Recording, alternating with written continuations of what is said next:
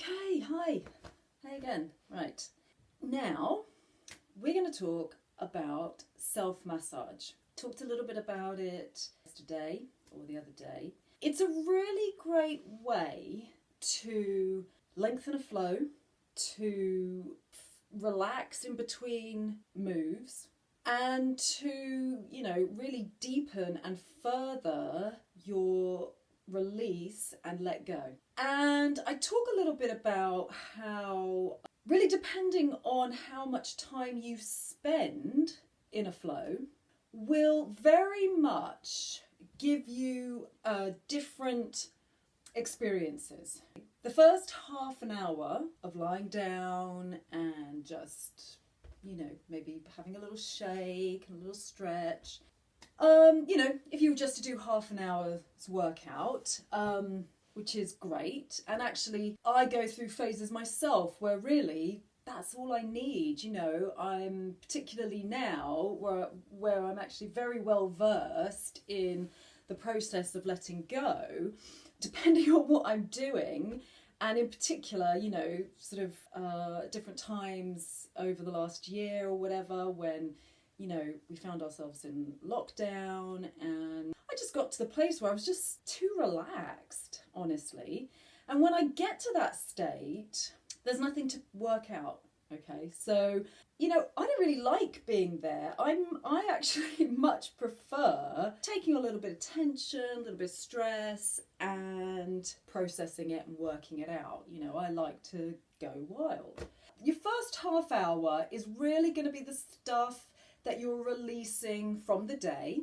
Going between, 30 minutes to an hour, you may well, and this is very much relating to being the observer, okay? So, you're in your process, you're having a stretch, and you tune in, switch on the subconscious mind, you tune in to what you're releasing. Because what I'm trying to get you to realise is that however you're moving and whatever you're thinking during that process is actually that part of the body releasing that feeling or interaction or connection with someone else.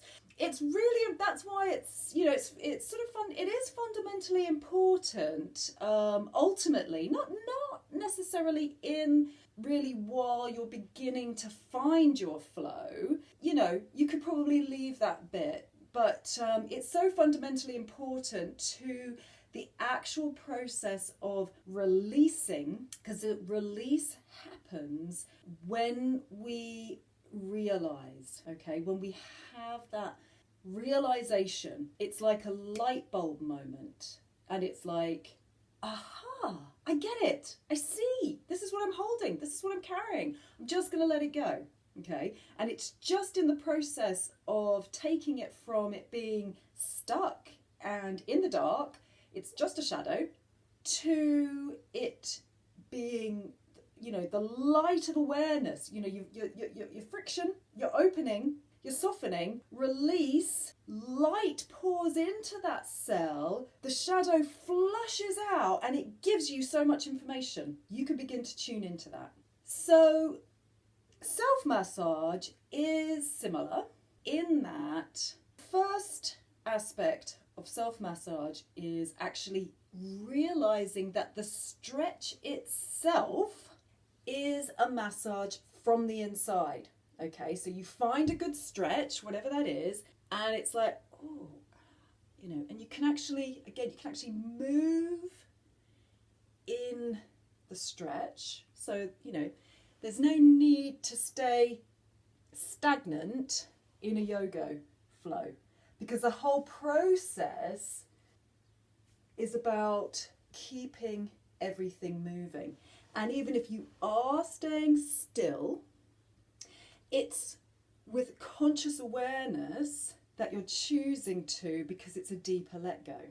So the stretch itself is a massage from the inside.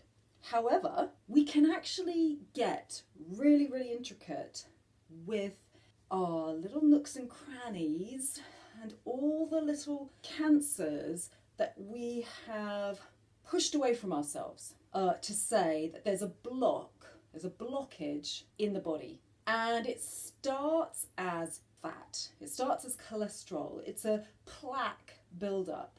We also build up plaque in the experience of accumulated debris in the gut. Okay, and when we start to gather this plaque, you know, it's in the veins.